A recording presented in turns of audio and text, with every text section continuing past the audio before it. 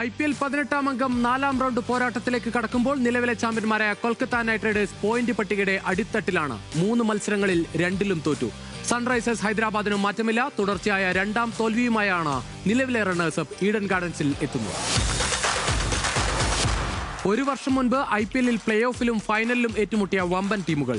Mega താരലയനത്തിന് ശേഷവും super താരങ്ങളെ നിലനിർത്തി ടീമിൽ കാര്യമായ മാറ്റമില്ലാതെയാണ് ഇത്തവണയും ഇറങ്ങിയതെങ്കിലും ഒരു ജയം മാത്രമാണ് ഇരുവർക്കും നേടാനായത്.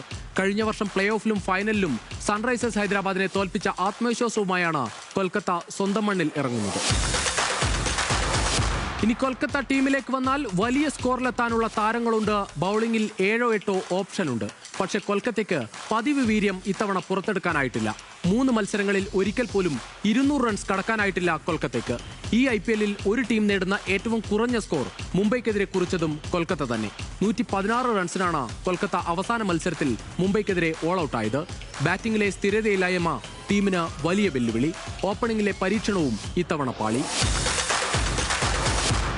ഇനി ഹൈദരാബാദ് ടീമിലേക്ക് വന്നാൽ ആദ്യ മത്സരത്തിൽ IPL ചരിത്രത്തിലെ 2ാമത്തെ സ്കോർ പടുത്തുയർത്തിയ സൺറൈസേഴ്സ് തുടർച്ചയായ 2 മത്സരങ്ങളിൽ തോൽവി വഴങ്ങിയ നിരാശയിലാണ് കൊൽക്കത്തയെ നേരിടാനെത്തുന്നത്. വമ്പനടിക്കാരായ മുൻനിര പതിവ് ഫോമിലേക്ക് തിരിച്ചെത്തിയാൽ സൺറൈസേഴ്സിനെ തടയുക കൊൽക്കത്തയ്ക്ക് എളുപ്പമാകില്ല.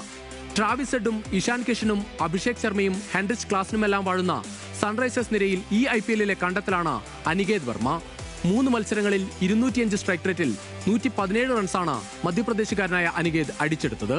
അവസാന മത്സരത്തിൽ തോറ്റെങ്കിലും 23-കാരൻ നേടിയത് 41 പന്തിൽ 74 റൺസ്. ഇനിയുള്ള മത്സരങ്ങളിലും ഹൈദരാബാദിന്റെ മധ്യനിര ബാറ്റർ എതിരാളികളുടെ ശ്രദ്ധാകേന്ദ്രമാകും. ഇനി നേർക്കുനേർപ്പോരിന്റെ കണക്ക് നോക്കാം. നേർക്കുനേർപ്പോരിൽ ഹൈദരാബാദിനേക്കാൾ മുൻതൂക്കമുണ്ട് കൊൽക്കത്തയ്ക്ക്. ആകെ കളിച്ച 28 മത്സരത്തിൽ 19-ലും ജയിച്ചത് കൊൽക്കത്ത. ഹൈദരാബാദിന് ജയിക്കാനായത് വെറും 9 മത്സരങ്ങളിൽ മാത്രം.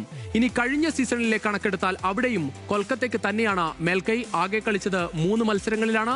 3-ലും ഹൈദരാബാദ് കൊൽക്കത്തയോട് തോറ്റു. ലീഗ് ഘട്ടത്തിലും പ്ലേ ഓഫിലും ഫൈനലിലും കൊൽക്കത്തയ്ക്ക് മുന്നിൽ ഹൈദരാബാദ് വീണു. ഹൈദരാബാദിനും കൊൽക്കത്തയ്ക്കും വിജയവഴിയിലെത്തണം. കണക്കുകൾ തീർക്കാനുണ്ട് ഹൈദരാബാദിന്. ഇനി ഈഡൻ ഗാർഡൻസിലേക്ക്.